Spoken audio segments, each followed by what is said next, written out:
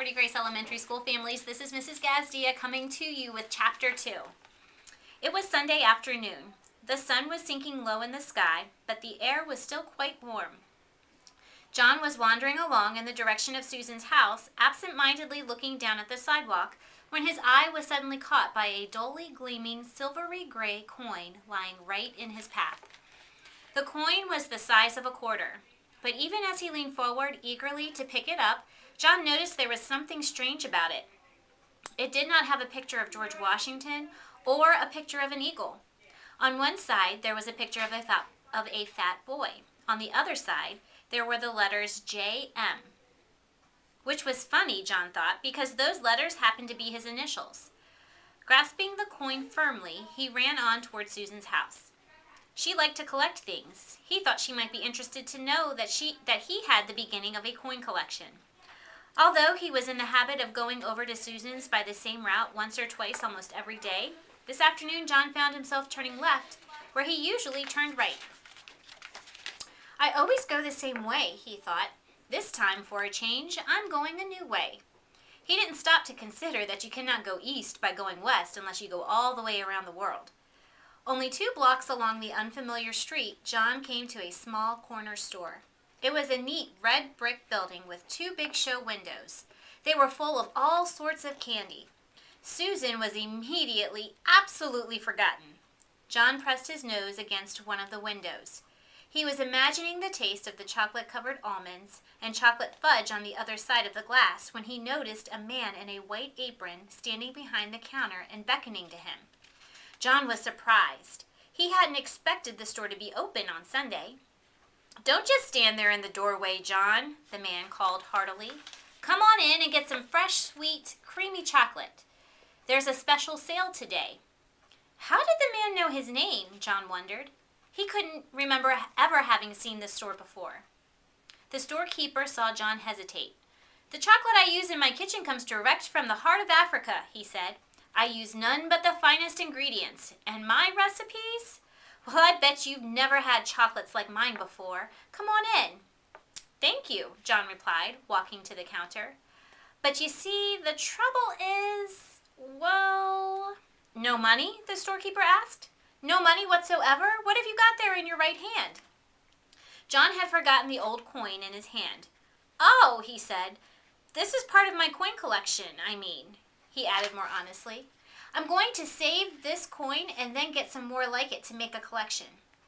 "Let me have a look at it," the storekeeper said.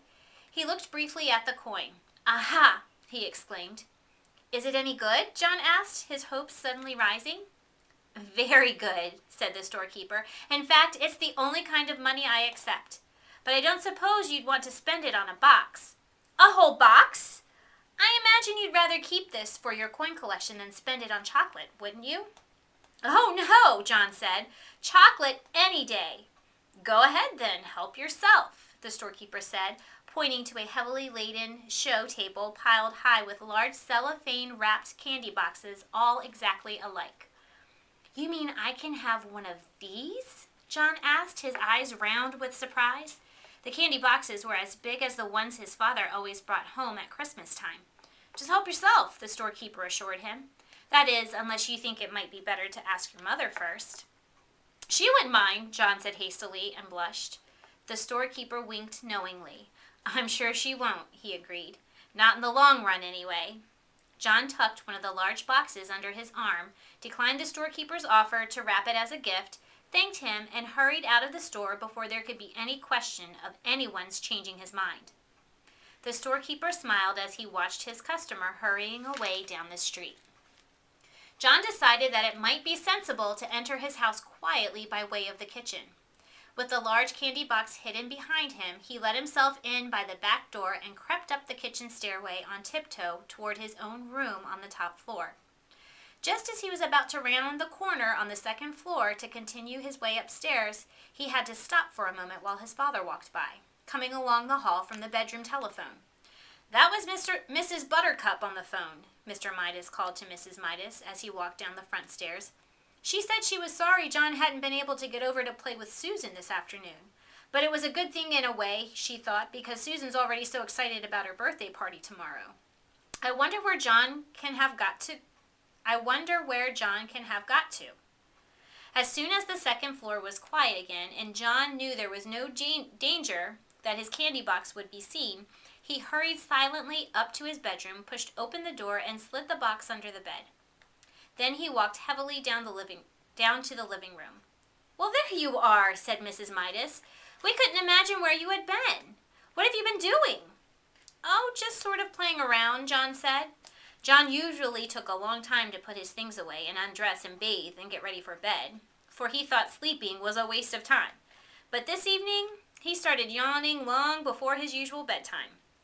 Ho hum, sleepy," John announced. "All right," said Mrs. Midas, "you'd better be getting to bed. Time for your tonic." John's tonic came in a bottle. It had been prescribed by Dr. Cranium. John had to drink a big spoonful every night to make up for all the vegetables and fruit that he left on his plate at lunch and dinner. The tonic tasted like soap, mud, glue, ink, and paint. It tasted horrible. Much to Mrs. Midas's surprise, John ran ahead of her to the dining room cupboard where the tonic and the tonic spoon were kept.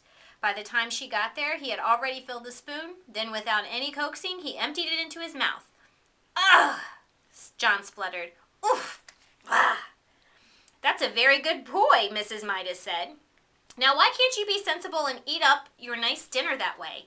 If you'd only stop eating so much candy, you'd be able to eat your meals properly, and you wouldn't need to take the tonic." Soon John was scrubbed and in his pajamas and in bed, ready to be tucked in for the night. Mrs. Midas sat on the bed and stroked his forehead for a moment. Then she leaned forward and kissed his cheek. John, pretending that he was very sleepy, shut his eyes and began breathing deeply. When Mrs. Midas rejoined Mr. Midas in the living room, she said, "I've never known John to be so good about going to bed before. He went to sleep in no time." A few seconds after the bedroom door had closed behind his mother, John leaped to the floor, got down on his hands and knees, and felt under the bed for the candy box. He soon had it on the pillow and set to work unfastening it. First, he took off the thin outer sheet of cellophane. Then he lifted off the lid. Then he removed a sheet of cardboard. Then he pulled off a square of heavy tin foil. Then he took out a layer of shredded paper. As the wrappings piled up around him, John became rather anxious. At last, he came to a small central ball of cotton batting, and there, right in the middle, was a little golden ball. He picked at the ball with his fingernail and peeled away the gold paper, revealing a tiny piece of plain chocolate. It was the only piece of chocolate in the whole box. Deeply disappointed, John nevertheless put it into his mouth. He had never tasted a chocolate quite like it. It was the most chocolatey chocolate he had ever encountered.